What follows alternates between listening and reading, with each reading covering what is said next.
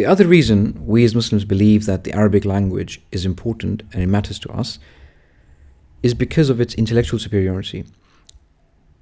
The person, the Muslim who learns the Arabic language, he will definitely become more intelligent. He will become an intellectual superior to his peers. Because Arabic language within its framework has the ability to do that, to ignite your intellect, to make you think, to train you on the same manhaj as the earlier Arabs, and from them the Sahaba were brought up. They were excellent communicators, they were excellent thinkers, they had the clarity of thought and speech, to the point that they were known as the Arabs, those who could really express themselves, in contrast to those who were Ajamis, who were essentially dumb, who couldn't communicate, who couldn't express themselves. And just saying this wouldn't, subhanAllah, make much sense to you. But if we share some statements from the ulama, some of them we've already mentioned, but the last one will really amaze you. Of course, we mentioned the hadith, which is in Ibn Asakir, although we said that this is weak, but the meaning of it is correct, that the Arabic language is only a language. It's not a rational. Anyone who speaks Arabic language is an Arab. So again, feeding into the Arabic centrism of our deen. But more importantly, the statement of Umar ibn Khattab, he says, تعلموا العربية فإنها تشبب العقل وتزيد في المروءة. He says that فإنها تشبب. تشبب is ignition, right? So the Arabic language, learn the Arabic language, for it will ignite your intellect. It will set fire to your intellect, right? You will become a sharp thinker, a clear thinker, someone who can reason, who can argue, and make himself understood, and he's persuasive. That's how the Arabs were. And it will increase you in your honor, in your etiquettes, in your akhlaq, and your waqar, in your how you come across to people, right? It will earn you respect of people, because that's what Arabic does to you. The Arabic language gives you the honor.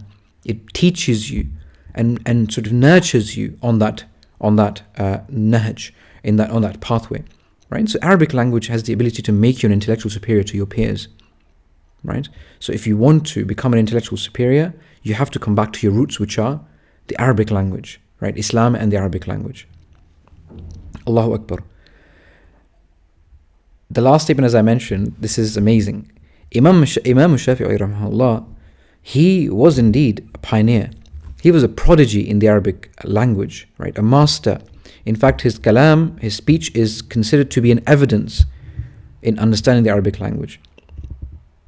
He had memorized more than 10,000 lines of poetry from the tribe of Al-Hudayl, and Al-Hudayl are one of the most eloquent tribes of the Arabs.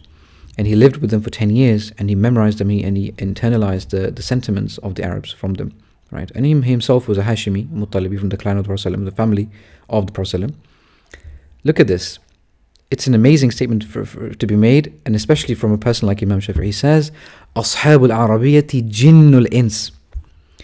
The men of Arabic, the people of Arabic, they are the jinn from the humanity. They're literally the jinns. They have supernatural abilities. That's the kind of abilities that the Arabic language grants you, right? If you want to become the ifrit, and Imam Shafi'i certainly was no less than an ifrit, a powerful jinni. That's how powerful his intellect was. He would look at a page and he would memorize it. In fact, it got a bit problematic, because if you looked at two pages at the same time, he would memorize them together, and then it would be problematic because now he does not know the order. So he would have to cover one page and then look at the first page and then look at the second page to memorize the things in order, and so on and so forth. So this is Imam Shafi'i rahimahullah. And he's telling you, if you learn the Arabic language, you will become from the jinn, the supernaturals, the superheroes of the world, really. Because in this world, pen is mightier than the sword, right? Your pen, your communication, your discourse, your persuasiveness, and your intellect is mightier than the sword. It is what really determines where the world goes, in which direction the world is headed. It is all decided by the intellectual superiority and the Arabic language. So if you want to lead the Ummah again, we need to come back to the Arabic language, our heritage, because it is only when once we've become intellectually superior to all others, by going back to our roots, we can lead this Ummah.